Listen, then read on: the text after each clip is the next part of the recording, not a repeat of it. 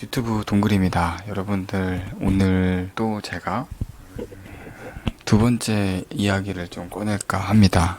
코로나19로 인해서 원불교도 좀 생각해보면 좋겠다 하는 내용입니다. 공감이 되실 수도 있고 공감이 안 될 수도 있을 거예요. 왜냐하면은 엄연히 저의 개인적인 생각이기 때문이죠. 오늘 얘기할 거는 이 4차 산업혁명 지금 오고 있죠? 왔죠? 이 부분에 있어서 디지털 문명이라고 하는 걸 얘기해 볼까 해요. 문명이라는 건 새로운 인류의 문명, 뭔가 바뀌는 거죠. 옛날에도 역사적으로 볼 때도 문명을 따라서 이제 어떤 사회가 자꾸 변화됐죠. 근데 우린 이제 디지털 문명이 온 거죠. 그리고 코로나19로 인해서 그거에 대해서 더 크게 와닿을 수밖에 없는 건데, 이 상황에서 원불교는 디지털 문명화를 하고 있는가에 대한 이야기입니다. 비관한다고 또 싫어하는 분도 계실 거예요. 근데 젊은 사람 입장에서는 디지털이 훨씬 더 편하거든요. 그래서 젊은 사람 입장에서는 필요하다고 생각해요. 제가 젊기 때문에 더 그렇게 보는 거죠. 이런 말이 있더라고요. 이제는 코로나19 사태 이전의 세계는 잊어라. 예전 세대로는 돌아갈 수가 없다는 거죠. 불과 몇 달 전인데 돌아갈 수가 없대요. 막막하죠. 와, 코로나19 이후의 사회 처음 생각해보면 처음에는 굉장히 막막했어요. 엄청난 팬데믹이 왔죠. 그런데 지금 보니까 지금쯤 되니까 이제는 되게 분석을 해야 된다고 생각을 해요. 그냥 혼란을 느낄 수만은 없는 거죠. 여러분, 포노사피엔스라는 말을 들어보셨나요?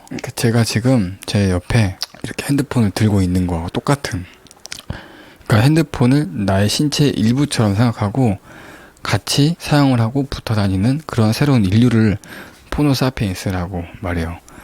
옛날에 역사 시간에 그 사피엔스 이런 말 쓰잖아요. 근데 이제는 포노사피엔스란 말도 생기는 것 같아요. 네. 결국에는 코로나19로 인해서 이 비대면 사회가 되기 때문에 이 핸드폰에 의존해서 핸드폰과 내가 계속 하나가 돼서 살아가는 거죠. 이제 언택트 사회가 됐기 때문에 이 핸드폰과 나는 계속 접촉을 하고 있는 거였던 거죠. 근데 요즘에 Z세대라고 하는 요즘 세대 사람들은 이미 스마트폰이 발전을 계속 해왔기 때문에 이걸 더 잘 활용하려고 하고, 이것으로 인해서 개인의 공간, 혼자만의 생활 공간을 찾아가는 걸 더 좋아해요. 그러니까 코로나19 이전부터 그랬을 거라고 생각한다는 거죠. 충분히 그래요. 그러나 단지 코로나19로 인해서 원불교라는 우리 종교도 이제 비대면이 됐으니까 온라인 법회를 봐야 한다 라는 얘기가 이렇게 올라오고 있는데, 젊은 세대가 이미 이런 핸드폰을 갖고 핸드폰 생활을 하고 있는 것처럼 우리는 예전부터 이미 온라인 법회를 진행했어야 된다고 생각하는 거예요. 너무 늦은 거죠. 그런 부분에 있어서. 이건 제가 앞서 보았던 이 책에 있는 내용인데요. 이런 분석을 했더라고요.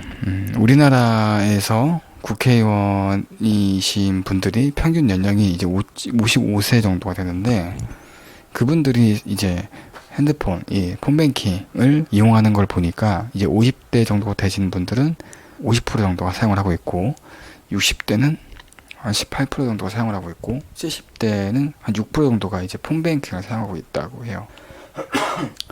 이것은 모두가 다 사용하지 않고 있다는 건 아직 그들도 디지털 문명이 되지 않았다라고 이야기를 한다는 분석이에요. 그러니까 이 말은 이 새로운 문명이 들어와도 내가 내 문명이 아니라고 생각하면 사용하지 않는 거죠. 그런데 미래 세대를 위해서 가장 중심부에 있는 부분에 계신 분들은 자기가 사용하지 않는다고 해서 배척을 하면 안 된다는 거예요. 우리 종교도 엄청난 오래된 종교들도 그렇고, 원불교도 오래된 종교죠. 100년이면 짧은 종교는 아닌데, 그런 기간 동안에 지금 격동의 시대에서 새로운 문명을 계속 받아줄 수 있는 중심부가 필요한 거예요. 근데 그들이 움직이지 않으면 쉽지는 않다는 거죠. 또 이런 말이 나오더라고요.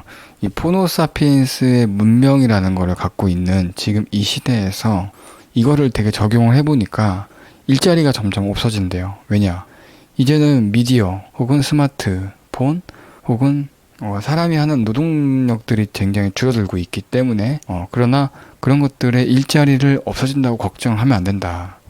단지 이 새로운 문명을 통해서 새로운 일자리들을 더 만들어내야 된다. 그래야만 이 사회가 균형을 맞출 수 있다라고 이야기를 하더라고요. 그러니까 우리도 그런 것 같아요. 우리도 지금 교화가 잘 되기도 하고 어렵기도 하고 뭐 이런 지금 이 시대 이 코로나19에 대한 이 시기에 돌파구를 찾고 있는데 교도님들 숫자는 줄어들기도 하기도 하겠죠. 네, 하는데 그런 숫자가 적어지는 것을 걱정하는 게 아니라 새로운 젊은 세대들을 어떻게 교화할 것이냐에 대한 노력이 필요해야 바로 이 원불교에 대한 교화에 대한 균형이 맞지 않을까 하는 생각이 들어지는 거예요.